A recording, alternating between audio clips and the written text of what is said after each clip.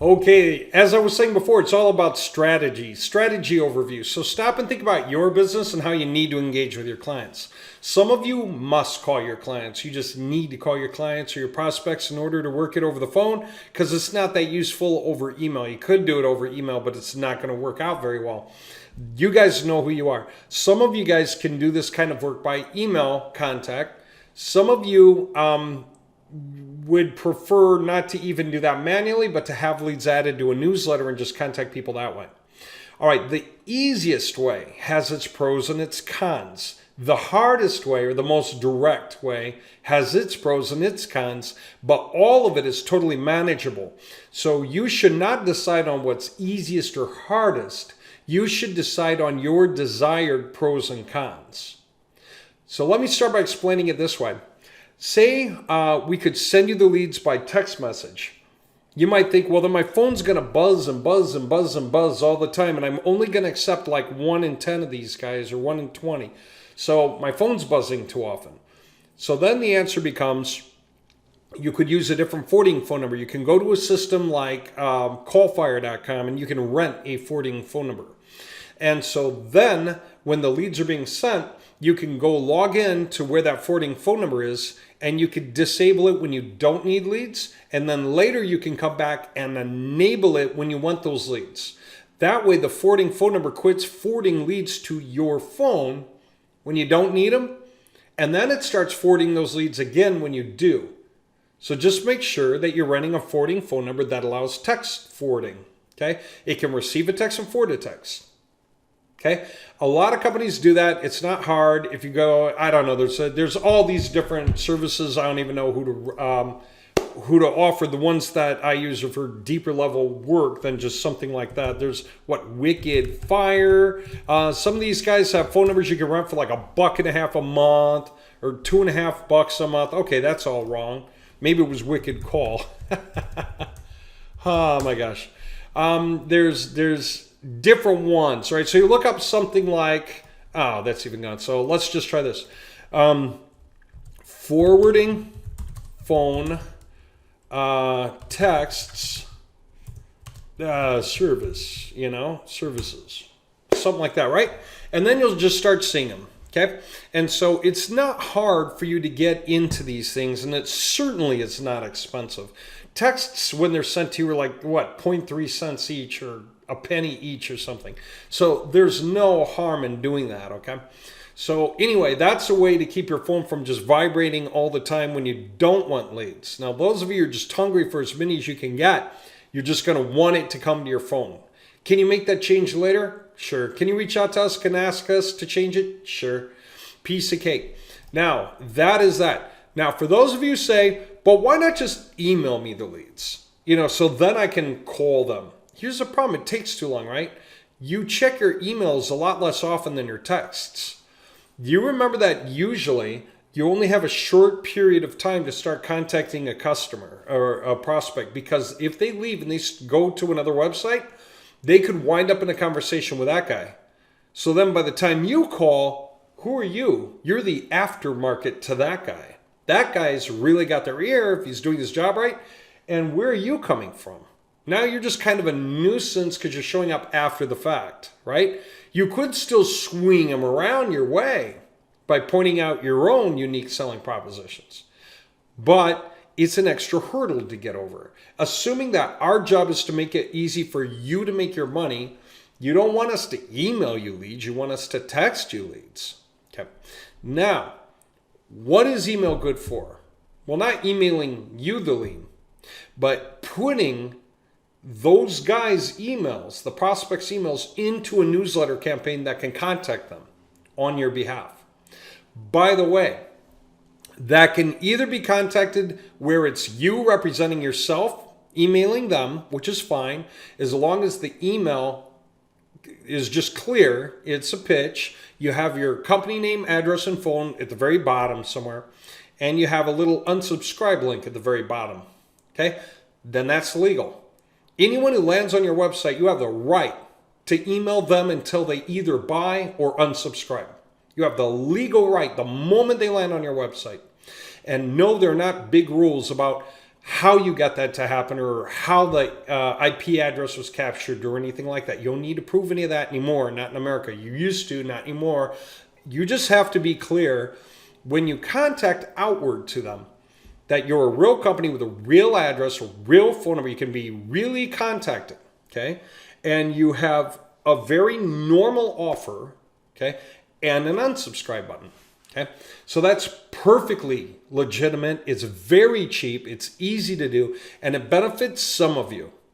Some of you, it's not something you make an email campaign out of. Again, like locksmith, right? Say you lost your keys. You know, the prospect lost his keys. He's going to a locksmith website to say, hey, are you available now? Because I'm locked outside my car at the mall. You know, I need to get back in my car. How much do you cost and can you come here now? Those are the only two questions the guy has. How much are you going to cost and can you get here now, right? To him, the locksmith's a commodity. You know who else are commodities? Many of you. Roofers are commodities. How much is it going to cost? When can you start the work? House painting. How much is it going to cost and when can you start the work? Landscaping. How much is it going to cost? When are you going to start the work? Where it starts to change is where the item becomes about need and you can sort of reach in more and hold the client better. Like needs, okay? Doctors, lawyers, insurers, financial advisors, all these guys can get a much closer relationship started with each and every prospect. And by doing that, they really are sort of putting up that protective barrier that says, I got my prospect right here. All you other competitors stay out of the way. This is my client. Right? Because the more you're building that human interaction with the client, the less likely they are to go anywhere else anyway, right? So that's the thing. Some things are commodities, other things are not. Dentists fall right in the middle because you never think about cleaning your teeth, but they are religious about reminding you when it's been 3 months or 6 months or, however often. They're like, hi, John. They're saying to you like they just talked to you last week. Hey, just a friendly reminder to come on in. Can't wait to see you. It's about time for your dental cleaning and tooth checkup. And you're like, who are you? And you're like, oh yeah, that's right, the dentist, right?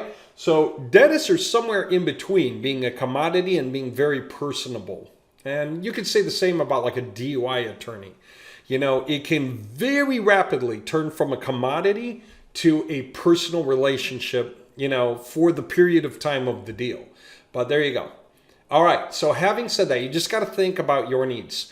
Real estate agents, when they get a whiff that somebody wants to buy or sell their home, they will pound on it. They will call the guy. If they miss the guy, they will leave the voicemail. Within a day, they're going to follow up with an email. Within another day or two, they're going to follow up with another one. They're going to send a brochure to the guy's house, pitching their real estate agent of choice. They will hit that hard.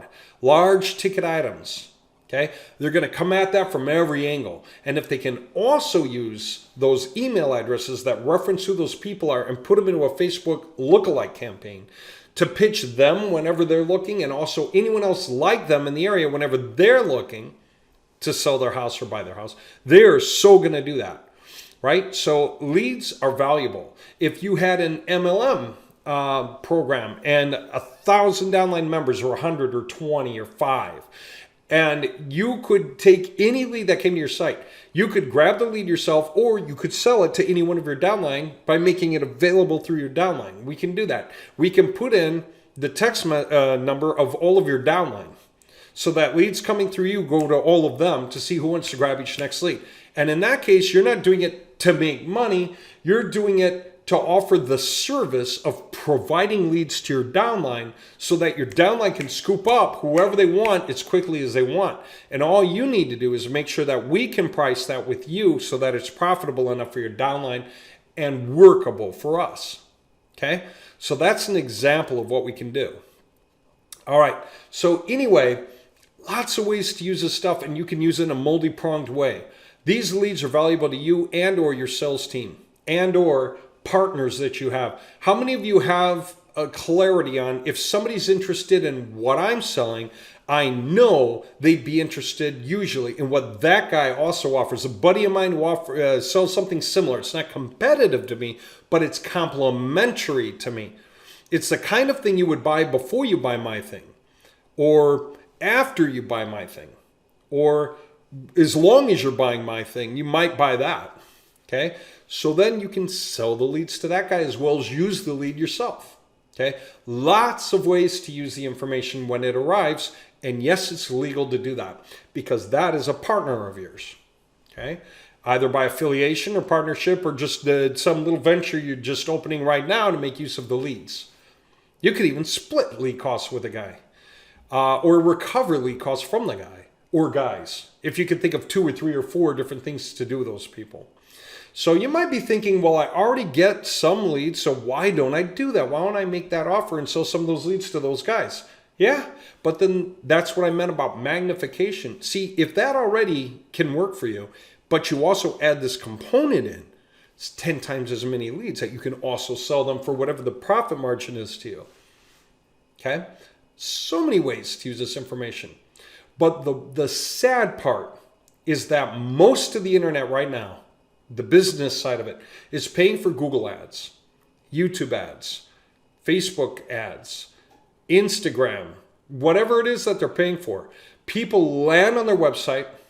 Many of them are not committal yet. Typically, only 3% or 4% of the people who land on your website will call you.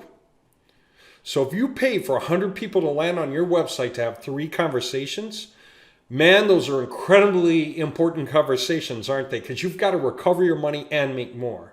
That's hard. For those of you that do better than that, maybe you get a third of the people or half of the people calling you. Still, what about the other half of the people?